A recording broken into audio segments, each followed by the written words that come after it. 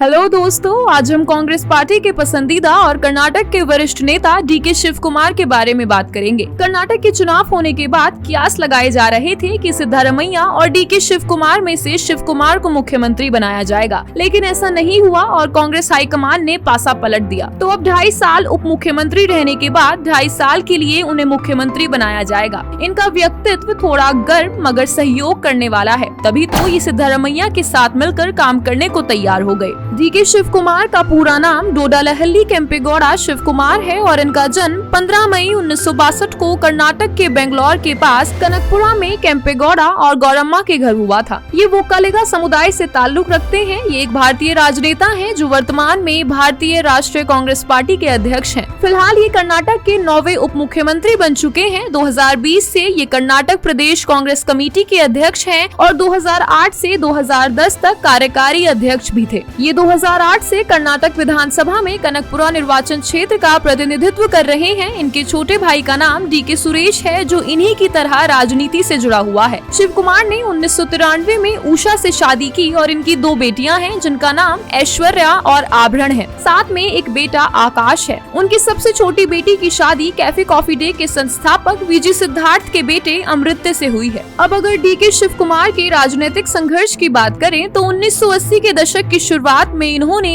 एक छात्र नेता के रूप में राजनीति में कदम रखा था और धीरे धीरे कांग्रेस पार्टी के रैंकों के माध्यम से आगे बढ़ते चले गए। जब ये मैसूर जिले के स्थानूर निर्वाचन क्षेत्र से कर्नाटक विधानसभा के लिए चुने गए तब इन्होंने 1989 में अपना पहला चुनाव जीता। उस वक्त ये महज 27 साल के थे और कांग्रेस के टिकट पर चुनाव लड़ा था। 1994, 1999 और 2004 के बाद शिव कुमार ने विधानसभा चुनावों में उसी निर्वाचन क्षेत्र से फिर से जीत हासिल की। इनकी किस्मत ने इनका बहुत साथ दिया और 2008, 2013, 2018 और 2023 में फिर से इन्होंने कनकपुरा निर्वाचन क्षेत्र से जीत हासिल की। और तो और विलासराव देशमुख ने मुख्यमंत्री के रूप में अपने कार्यकाल के दौरान जब 2002 में अविश्वास प्रस्ताव का सामना किया तब डीके शिव कुमार के साथ मिलकर काम किया। इन्होंने देशमुख की सरकार बचाने के लिए बहुत प्रयास किए, जैसे कि इन्होंने वोट की तारीख तक 1 सप्ताह के लिए बेंगलोर के बाहरी इलाके में स्थित अपने रिजॉर्ट में महाराष्ट्र के विधायकों की मेजबानी की। अंततः इनके प्रयास सफल रहे और देशमुख की सरकार बच गई। फिर 2017 में गुजरात से राज्यसभा के लिए अपने चुनाव से ठीक पहले इन्होंने गुजरात कांग्रेस के 42 विधायकों को बेंगलुरु में अपने रिजॉर्ट में स्थानांतरित करने के लिए अपने पार्टी नेतृत्व की सहायता की ताकि वे किसी अन्य राजनीतिक दल में न जा सके। इसके बाद इन्होंने अहमद पटेल को चुनाव जीतने में मदद की। फिर अगले साल कर्नाटक में 2018 के चुनाव के बाद इन्हें कांग्रेस और जनता दल सेक्युलर की गठबंधन सरकार के गठन में एक महत्वपूर्ण भूमिका निभाने का श्रेय दिया जाता है। शिव कुमार राहुल गांधी और सोनिया गांधी के बहुत करीबी हैं और विश्वास पात्र भी। ये भारत के सबसे अमीर राजनेताओं में से